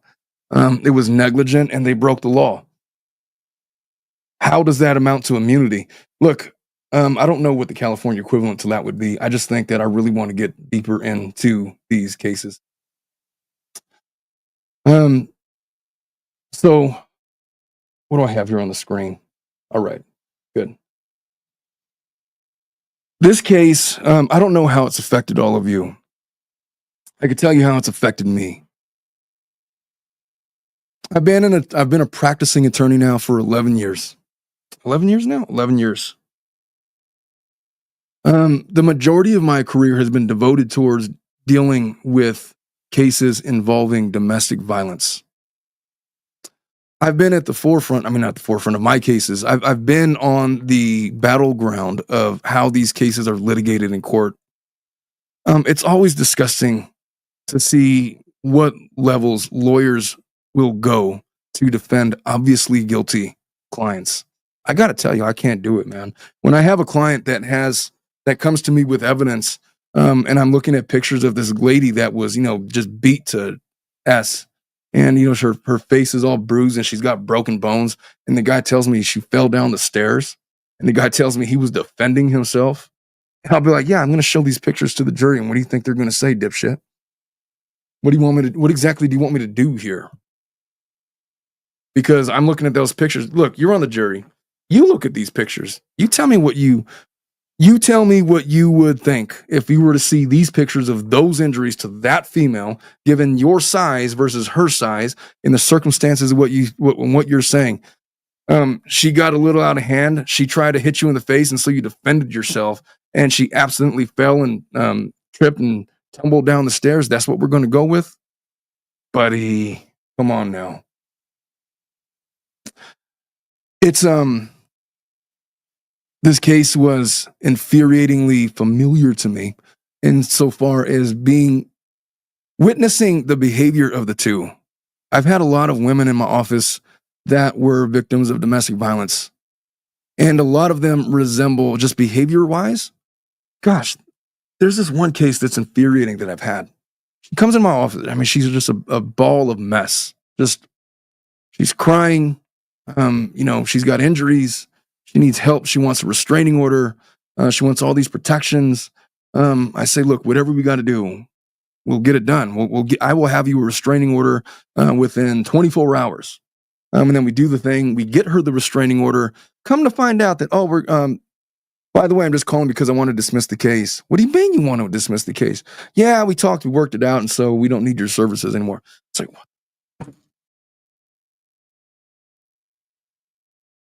And then you don't hear from them for like a good 8 months, 10 months, 15 months, and then it happens again. the same or worse. I don't know. I got a lot of cases. It's just, I've seen Gabby Petito's, lots of them in my office. I've seen a lot of Brian Laundries in my office. My questioning of Brian Laundries are a lot more poignant than these officers. My questions of Gabby Petito would have been seeking to give her permission to not have to defend this fucking guy for once. And you got to toe, there's a fine line that you toe. I mean, look, for every Gabby Petito case, for every genuine case of domestic violence, there is another case that is a false allegation of domestic violence. And the job of attorneys is to try to decipher between the two. Sometimes it's impossible. Sometimes it's easy, not often, but a lot of times it's impossible. And when you bring a false allegation of domestic violence like that, it just throws off the equilibrium to common sense, in that we start making assumptions, we start using our subjectivity to make assumptions about people and paint them in certain pictures and certain lights that misclassify victims into aggressors or aggressors into victims. I've seen ladies. I could see a world in California where Gabby Petito would have got arrested and not Brian. I feel like if they were going to arrest anybody, the way that they were talking, they were going to arrest Gabby. Let that one sink in for a minute.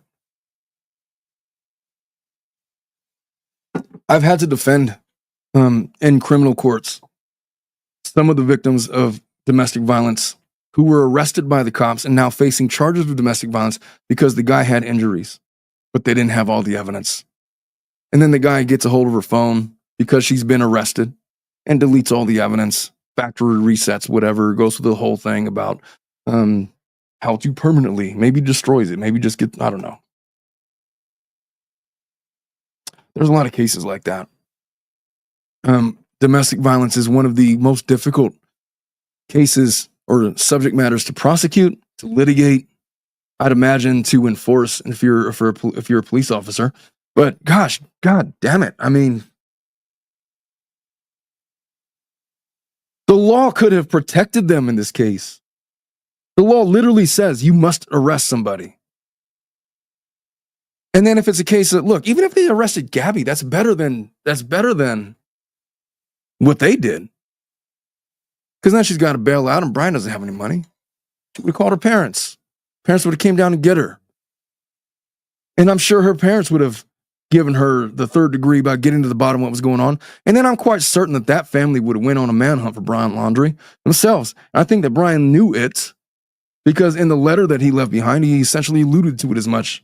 He says he was going to offer himself as a sacrificial lamb to Gabby's family.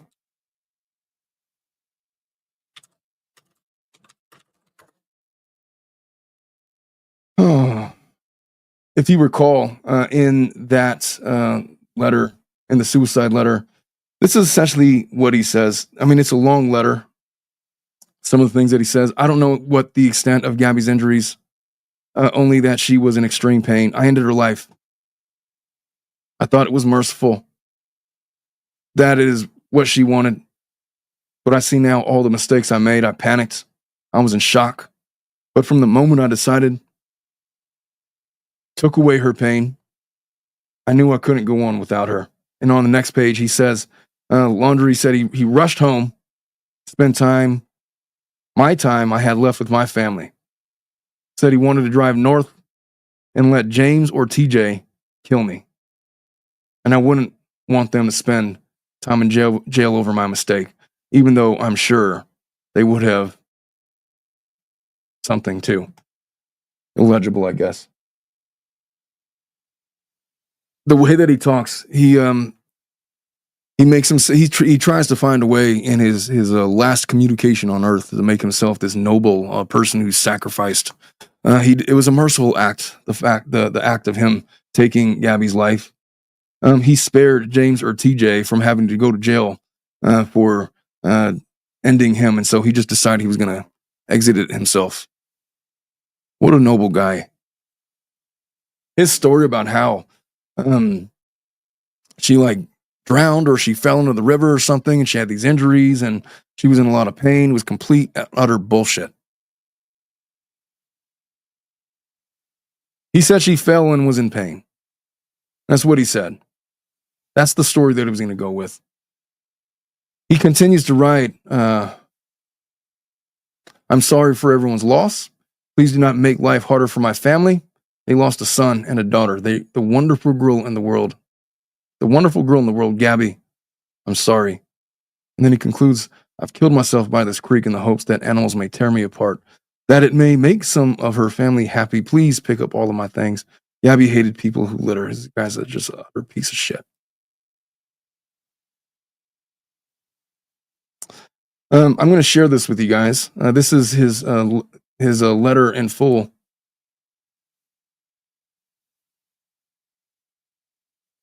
Today, the Petito family attorney, Patrick Riley, and myself met with, this is not the one. This is regarding Brian Laundrie.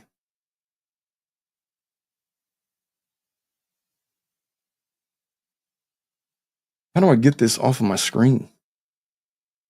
Well, I guess I'm just going to... Are you guys even looking at what I'm looking at? Did you see this?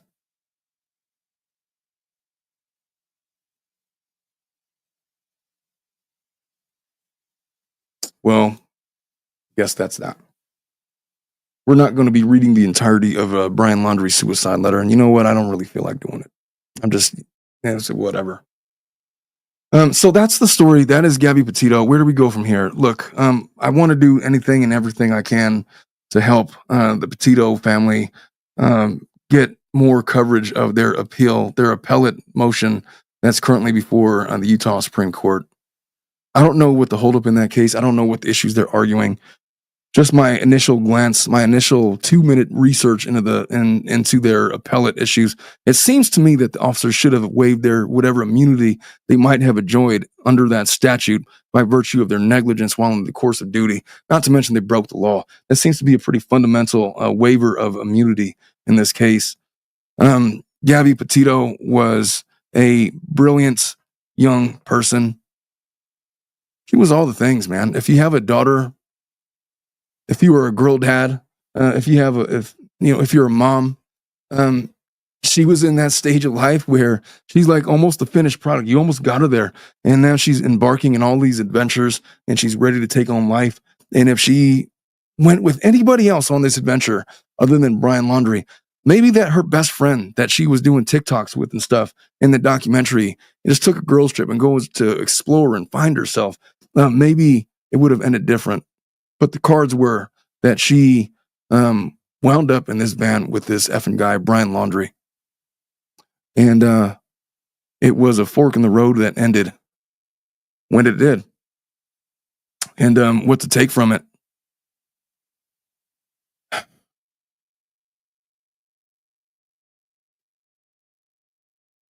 I guess if you're a parent, there's this realization that I have. I'll tell you what, this is what I take from it.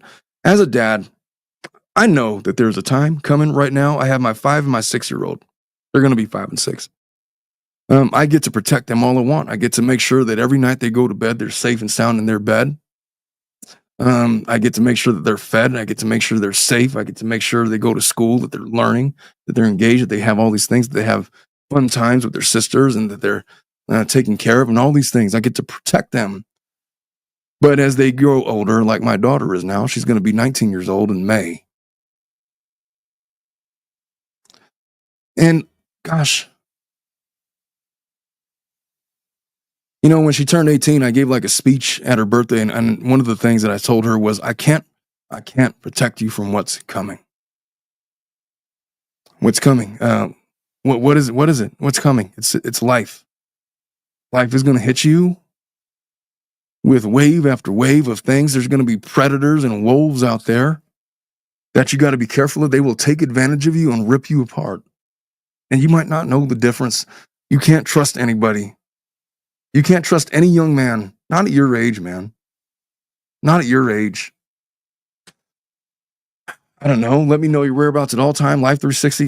There's no way to 100% foolproof and ensure that your loved one is not going to fall prey to some effing person that's going to do something nefarious like this. There's just no way. Like Wink says, it's a cruel world. We could try to protect them, but life happens. Shotzi says, the wise. I read too, but I'm a hawk as much as I can be. We got to keep telling our babes this. Yeah, and then there's the danger of gosh, what are you going to tell them? What if when she's like 25? Then what do you say? She got her own career. Maybe she's making six figures at that point. Maybe she's got her own place, and she's she's an adult at some point. Your ability to protect diminishes with every passing year. But you got to stay vigilant. You can only educate and hope for the best. Gabby never got a chance. I don't think that the Petito's parents did anything wrong. I don't think that Gabby did anything wrong. She made decisions that she made as a 21-year-old young lady. And, some people pay for their consequences with a traffic ticket of their bad decisions, and others pay with their life. And she was unfortunate that way. But folks, what do you all think? Let me know in the comments. That's what I have for you guys for Gabby Petito today. For those of you that want to stick around, in about a half hour or so, we're going to do Family Law After Dark. I will be joined by Bruce, by Brad, maybe a wayward schnitzel, and we'll see where we go with that.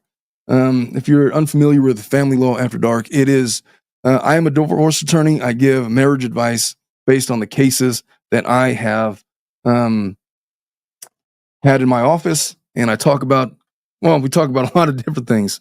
It's a different kind of a show. If you haven't seen it before, you're going to want to check it out. We have a lot of fun in there. We talk about a lot of serious things. Sometimes we talk about some heavy things, such as this case. You never know what you're going to get on any given Family Law After Dark night. We do it on Friday evenings. Hope to see you all there. But for the rest of you folks, I love you all. Have a wonderful weekend if I don't hear back from you. Otherwise, I will see you in about 30 minutes. Have a wonderful weekend. Bye-bye.